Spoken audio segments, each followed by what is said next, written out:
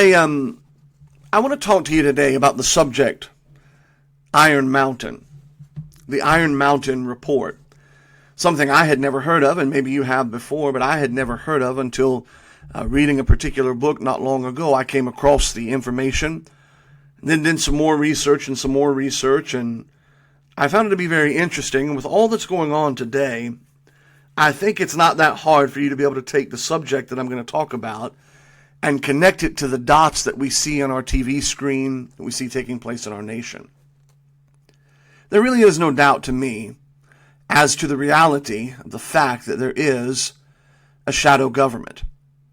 One only has to determine how dark the shadow really is and, frankly, how far it casts itself across the affairs of men.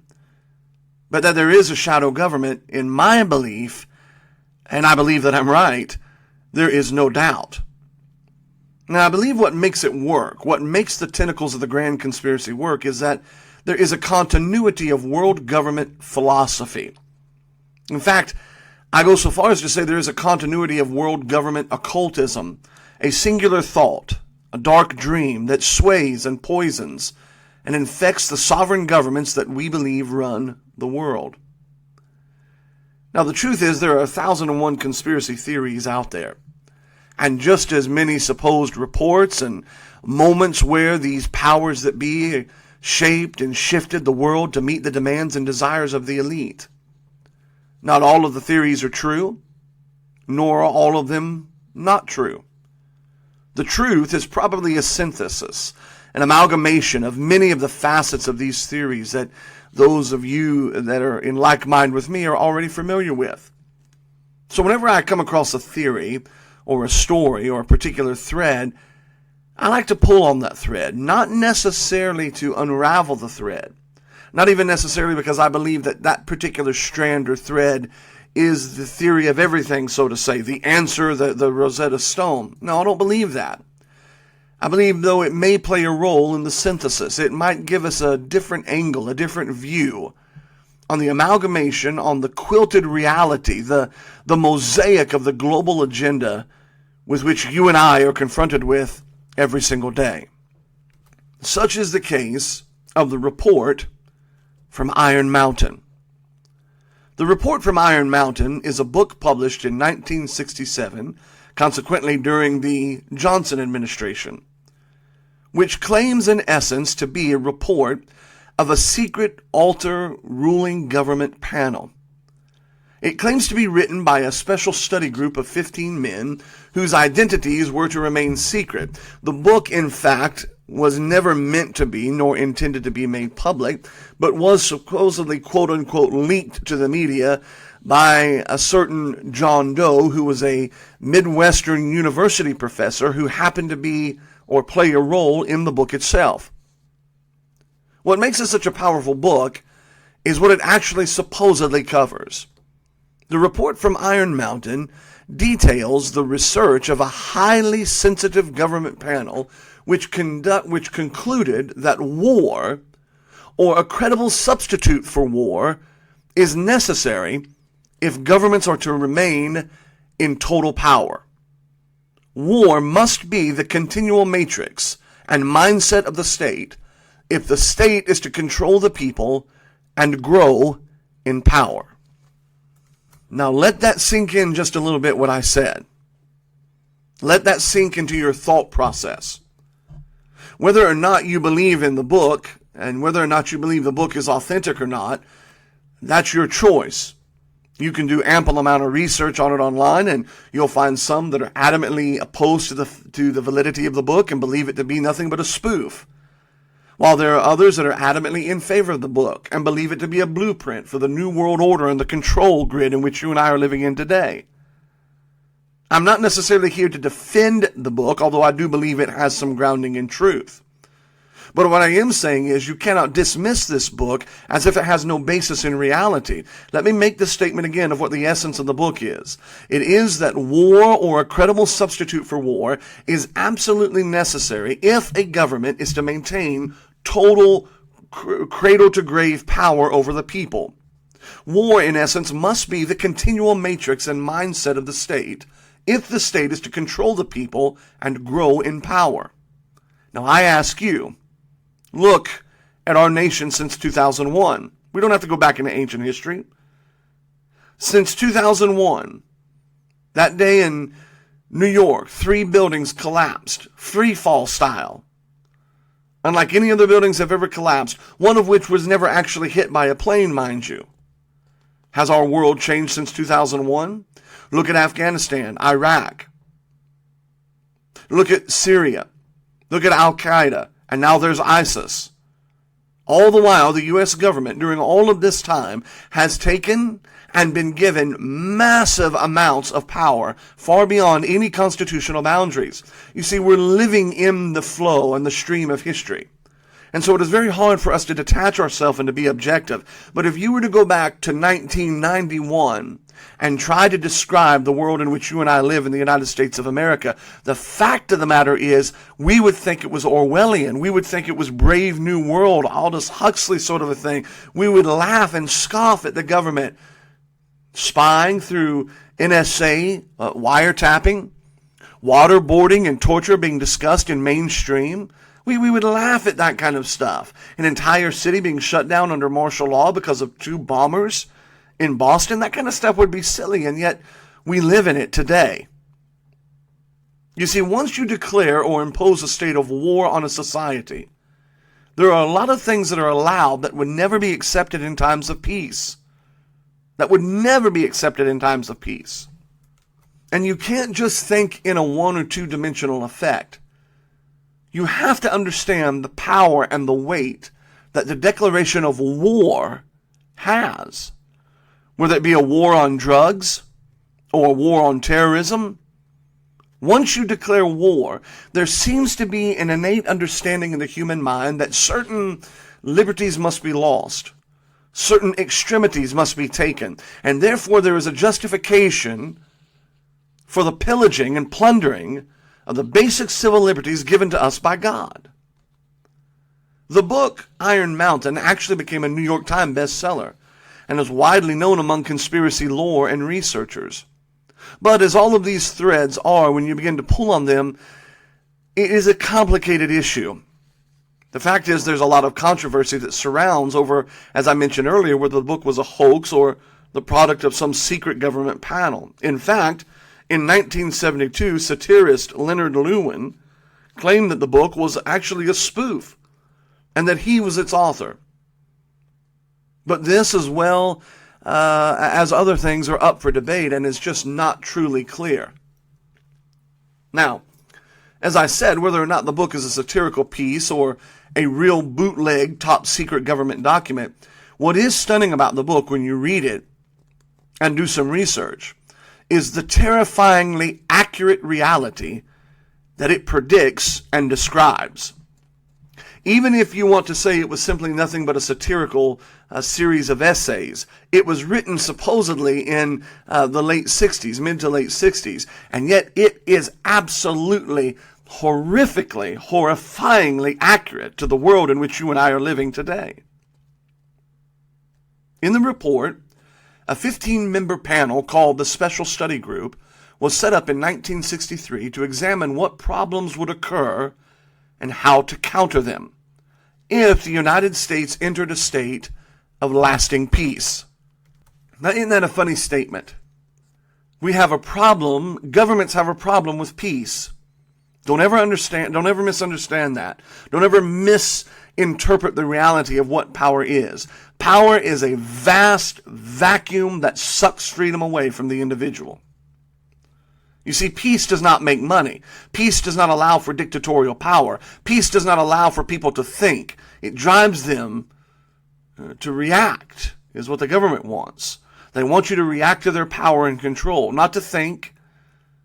They want dictatorial power, not power of the people. According to the lore, according to the mythology around the book, the Special Study Group met in an underground nuclear bunker from whence the name of the report comes. The bunker was called Iron Mountain. The group also met, supposedly at other worldwide locations, and worked over the next 2 years to produce the report. Now, the way in which the document supposedly got out was that there was a member of the group that, as corny as it sounds, developed a fear and regret for what was being planned and leaked the study of the contents. Well, I should say the study and its contents. Now, that necessarily is not beyond the pale of the truth factor. The fact of the matter is we have WikiLeaks, we have Snowden, Silkwood, I believe it was her name years ago. Down through the years, there have been people that have developed a conscience and have leaked and been whistleblowers. And that's how this came to be. Supposedly, it was leaked by a whistleblower who was a university professor in the Midwest. Now, the heavily footnoted report concluded this, that peace was not in the interest of a stable society. That even if lasting peace could be achieved, it would almost certainly not be in the best interest of society to achieve it. War was a part of the economy. War was a part of the economy.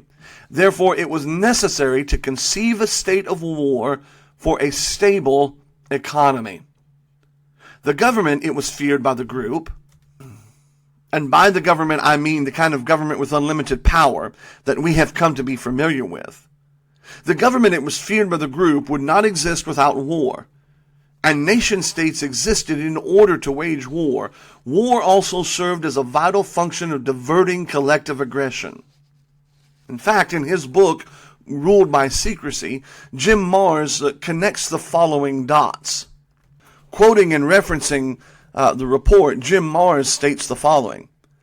They expressed concern that through ambiguous leadership, the ruling administrative class might lose its ability to rationalize a desired war, leading to the actual disestablishment of military institutions, an eventuality they viewed as catastrophic.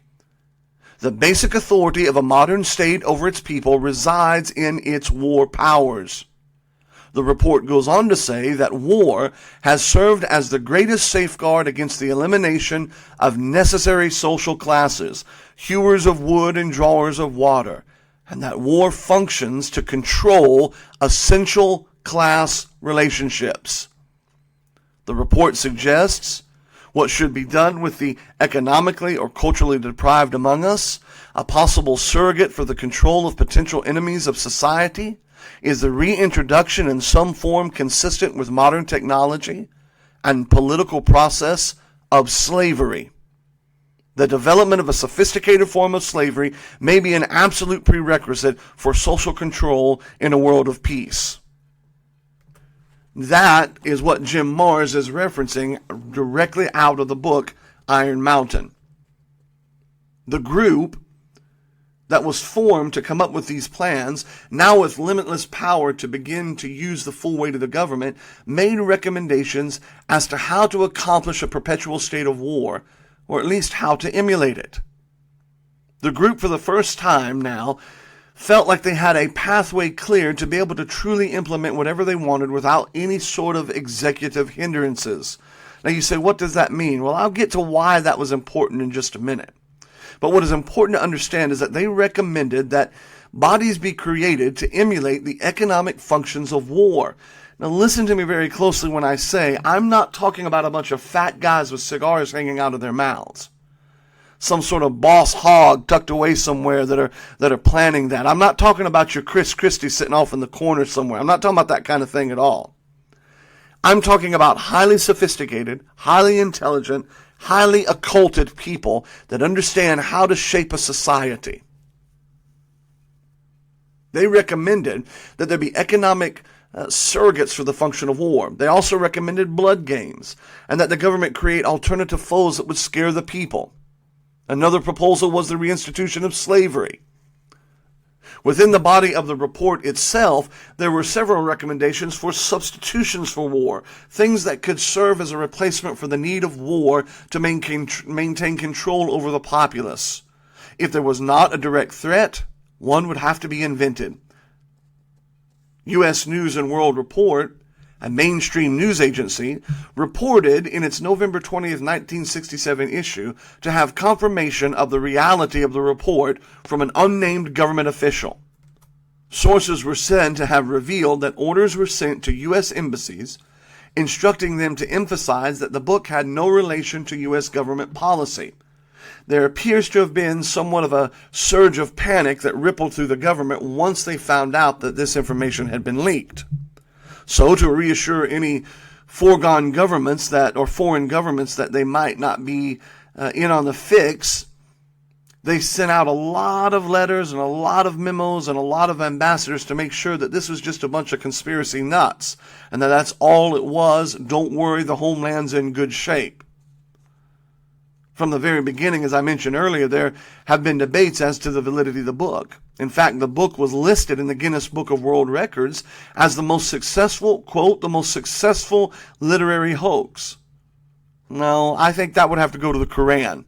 But that's another podcast for another time. But others make the claim that the book is genuine and has only been called a hoax as a means of damage control. And that's very, very interesting to me. That always seems to be the way that they put anybody down. They never deal with the facts. They never deal with the validity, the power, the accuracy, the uncanny predictiveness of that book. They just say, well, it's a bunch of conspiracy nuts.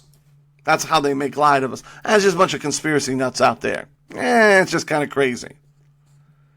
But the reality is that there were some heavy hitters that began to step up back in the day that supported the reality of this document. There were several purported statements made by John Kenneth Galbraith in support of its authenticity. The name might not sound a whole lot to you, but he was a big heavy hitter.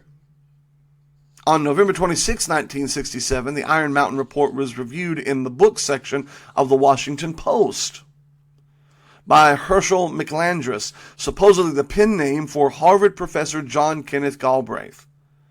McLandris wrote that he knew firsthand of the report's authenticity because he had been invited to participate in its creation. That although he was unable to be a part of the official group, he was consulted from time to time and had been asked to keep the project secret.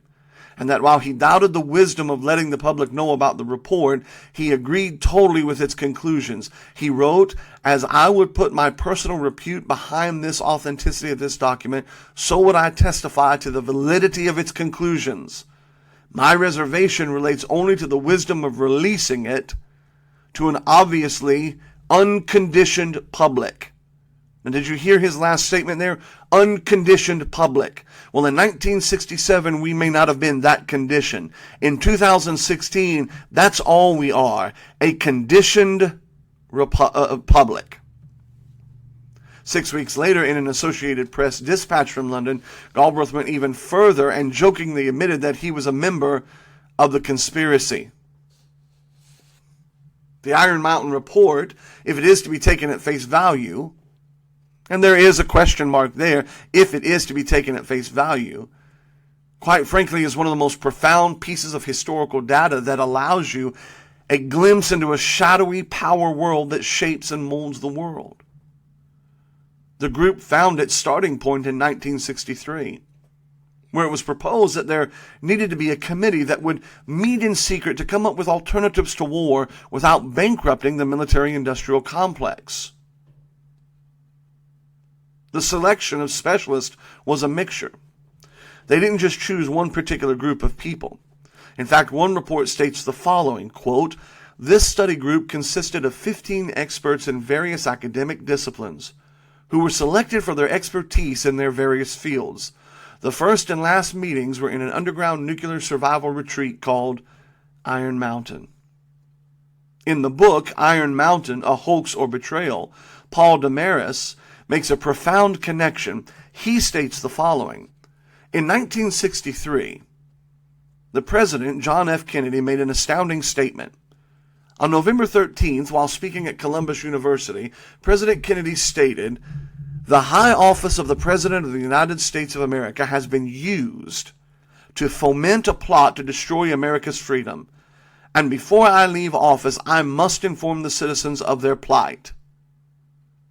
Unfortunately, President Kennedy was never able to inform the citizens of the plight, because 10 days later, President John F. Kennedy was shot and killed in Dallas, Texas.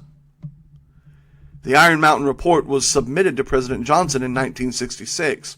Johnson claimed that the plans that were discussed in the report would take a generation and a half to fully implement, and he had no time for it. Johnson was one of those presidents that wanted immediate action. Supposedly, therefore, the plan was simply dismissed from his cabinet and from his immediate plans. Clive Lewis, a radio host of Ground Zero, makes the following observations.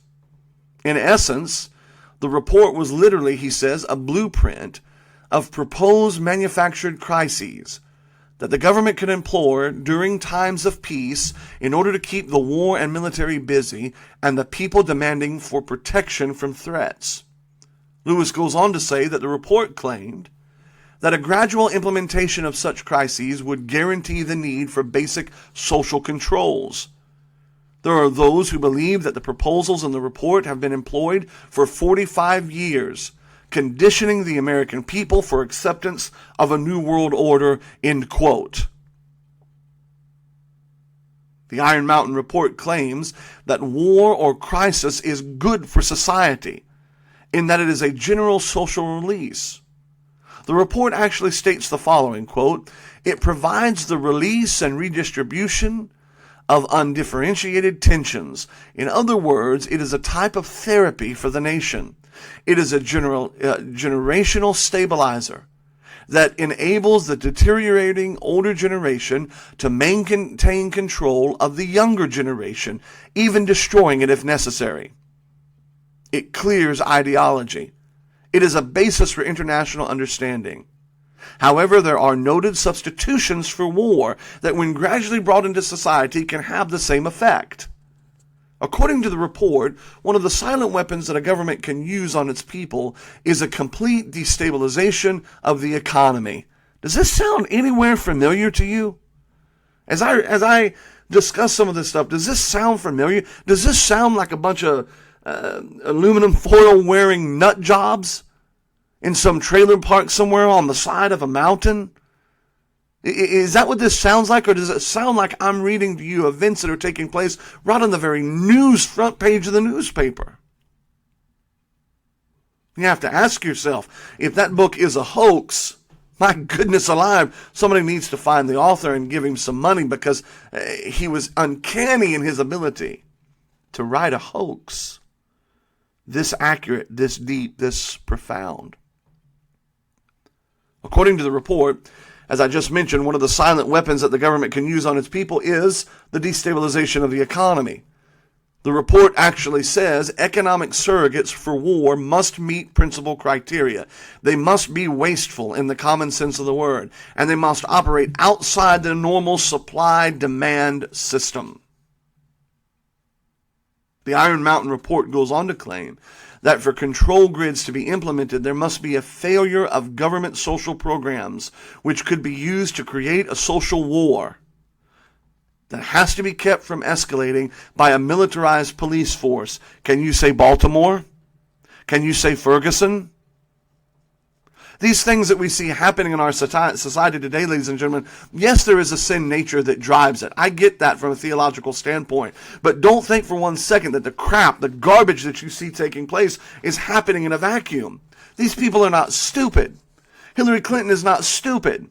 Donald Trump is not stupid. Barack Obama is not stupid. And at best, they are simply the faces. They're simply the window dressing for the powers that be that are moving behind the scenes. The report from Iron Mountain goes on to suggest that America, in fact, must be disarmed. Another alternative to war and a crisis that could spark a demand for government protection and unity with the world government would be a manufactured singularity event. You say, what is that? Well, the report from Iron Mountain uses this in quote, "Space Menace, a visitation from the stars." That would tend to rally and unify humanity. General Douglas MacArthur believed that. President Ronald Reagan believed that. Former President Bill Clinton believed that. Somebody somewhere with high-ranking influential power believes that. And if you're a Bible believer, you believe that as well. From the book Iron Mountain, there's another quote that says, It has been hotly argued that such a menace would offer the last best hope of peace by uniting mankind against the danger of destruction by creatures from other planets or from outer space. Experiments have been proposed to test the credibility of an out-of-our-world invasion threat. It is possible that a few of the more difficult-to-explain flying saucer incidents of recent years were in fact early experiments of this kind. It's amazing to me. Another psychological tool the book claims for a continual state of panic is an environmental doomsday scenario. According to the report, it states, nevertheless, an effective political substitution for war would require alternate enemies, some of which might seem equally far-fetched in the context of the current war system. In other words, what they're saying is that we have to think 3 and 4 and 5th dimensionally with the word war. But whatever it is, we've got to attach war to it. If we can attach war to it, it is war that allows us to have the power we need. The report states that it may be, for instance, that gross pollution of the environment can eventually replace the possibility of mass destruction by nuclear weapons as the principal apparent threat to the survival of the species. That's amazing, man. That was written in 1963. And you hear more about the danger of global warming than you do about North Korea launching the possibility of the ability of launching an intercontinental thermonuclear war. What is interesting to me and what lends me to think that there is true credibility to this book is the statement that follows. But from present indications, it will be a generation to a generation and a half before environmental pollution, however severe, will be sufficiently menacing on a global scale to offer a possible basis for a solution. The fact that they understood the timeline that it would take to get that to be something that was conditioned in our groupthink, that it would enter into the zeitgeist, the fact that they would understand the time that it would take, that's not some guy just trying to write a little comic joke. That sounds to me, that reeks to me of people who understand how long it takes to get the poison introduced into the well. Now, I've just been giving you a few excerpts from the report of Iron Mountain, and the fact is, if it was a hoax, it was a hoax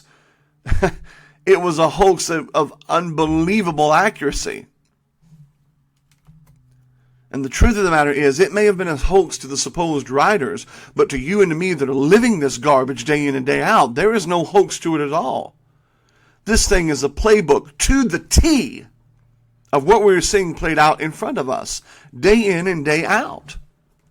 I quoted Jim Marrs in his book, Ruled by Secrecy, a little bit earlier. But he says, as he's talking about the Iron Mountain and the different substitutes for function of wars, listen to the list that they list in Iron Mountain as a substitute or a function of war, and you tell me if this couldn't be ripped from today's headlines. Here are the opportunities, the alternatives that they put forth. A comprehensive social welfare program that will eventually collapse on itself. Check. A giant open-ended space research program aimed at unreachable targets. Checked. A permanent ritualized disarmament of other countries in which it involves us to be involved in war. Something like Bosnia or Iraq. Check. An omnipresent, virtually omnipotent international police force. Right? Check. An established and recognized extraterrestrial menace. Half check, we're getting there. A massive and global environmental pollution, check. Fictitious alternate enemies, Saddam Hussein, weapons of mass destruction, Colin Powell at the UN, we've got to go in there now. Oops, we lied, there are no weapons of mass destruction, but we're in here for democracy. I heard the other day somebody say that George Bush ought to be impeached. I don't know whether he ought to be impeached or not, but the reality of the matter is you and I have to disregard our labels and be honest where honesty requires. And the fact of the matter is we went into Iraq because we were told that there were weapons of mass destruction and we were under imminent threat. When we got in there, we started pouring out our blood from the most precious treasure we have, trying to rebuild democracy, and we're none the better for all that we went through right now. Check, check, check, check, check, check, check. They got us there. How about Gaddafi? How about Osama bin Laden, and now ISIS? That goes on to list programs generally derived from the Peace Corps, a modern sophisticated form of slavery through debt, check. The drug war, check. New religions or other mythologies, check. Socially oriented blood games like football, World Wrestling Federation, and MMA, check. A comprehensive program of applied eugenics, check. Disarmament of the American people, check. A continual cloud hanging over the people of fear of war and the imminency of attack, check. And the list can go on and on and on and on and on. Somewhere, somehow, back there in the 1960s, whether it was some geek that decided that he wanted to write a hoax book, or it was indeed a group of people that got together with the intention of socially engineering our society, it doesn't matter what the intentions were, the reality and the consequences of that are what we're experiencing today. And it is frightening, and it's only going to get worse. It is important to remember that Kennedy and Johnson both knew of the report. It was said that Johnson believed that it would take a generation to a generation and a half for there to be a full impact on people, and so he was not that interested in it. One writer doing the math says the following, quote, statistically, a generation is about 30 years in statistics. Add another 15 for the half, and you get 45 years. You see where we're going with this? Johnson believed it would be a generation and a half. He was speaking in statistics, statistical generations, 30 plus 15.